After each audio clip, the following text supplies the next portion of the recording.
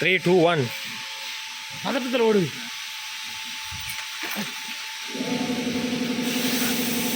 Action. ரெடியா? ஆ. டேய் எதுக்கடா அப்படி ஆள் வரத கூட தெரியாம இப்படி இடிச்சு ஓடுத?